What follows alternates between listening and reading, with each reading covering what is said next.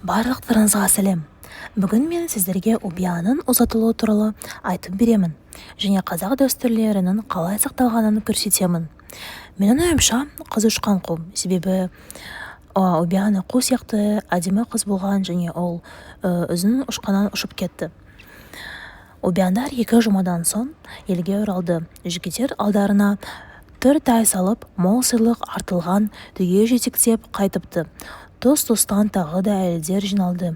Бәрі құшақтасып, күресіп, қуанысып жатыр. Хал жағдайын, жай күйлерін жамырай сұрасады. Момыш қызын Мерлине қарсы алды. Шашынан сипап, маңдайынан иіскеді. Ұбиян шыдай алмай жылап жіберді де. Әке құшағына жасырына берді. Кеудесіне басын қойып ұзақ жылады. Алимана мен Бауыржан да жылап жіберді. Бауыржан Момышұлы айтқандай, адам өміріндегі ең үлкен қуанышы бала сүю. Келесі күні ауыл қонақтарды қарсы алуға дайын болды. Күйеуі жігіттің басы келді.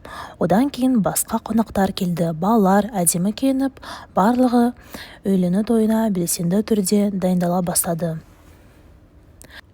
Ұбияның үйлену тойы туралы білген кейін тәжірибелі атбегі құрметті Ақыл үйтілген жерден келді. Аттан түспей жатып, ашулы жүзбен Ақыл айта бастады. Денесін оқыз бұрды да, қамшысын 2 бүктеп, бір шетте өріліп тұрған топқа сілтеді. Мынауы үншен әңгідіктер шаңқай түсте көкпар деметіп, жырау шамасы. Момынқұл көкпарда жеңіске жетіп, ешкінің үгізін Ақылдың аяғына лақтырды. Онал ұбияның сұлулығы туралы ән айтып, оған сәттілік тіледі. Ұбияндар орнынан тұрып, үлкен шәлі орамал ұсынды. Орамалдың шетіне 2-3 күміс ақына, 1-2 білезік ақша түйілген екен. Онал орамалды мақтанышпен қолына алып, тершілген маңдайып түсіртіп қойды. Жұрт той басталды десіп, күлдесіп кетті. Осылайша той басталды.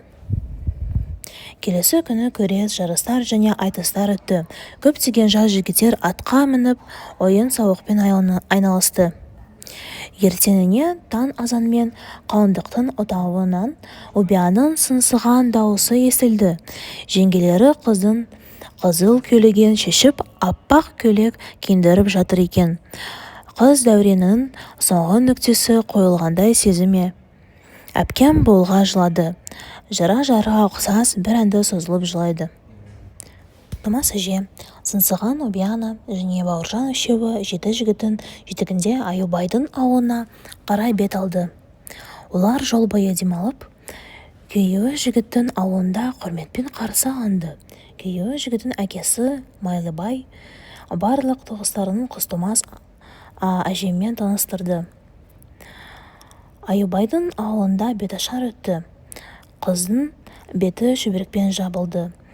Өтеп әдемі ұбиянын мақтап, бет бөліп кетпей көп ақша сұрады.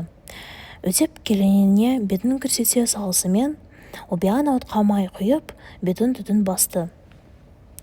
Ал ең соңғы слайдта ұбияның ұзатылуына байланысыз некеқиялар басталды.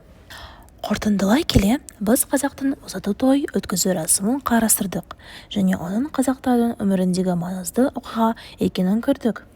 Ұбияның ұзатылуы тойы олар күйеуі жігіттің ауылына келгенге дейін аяқталды.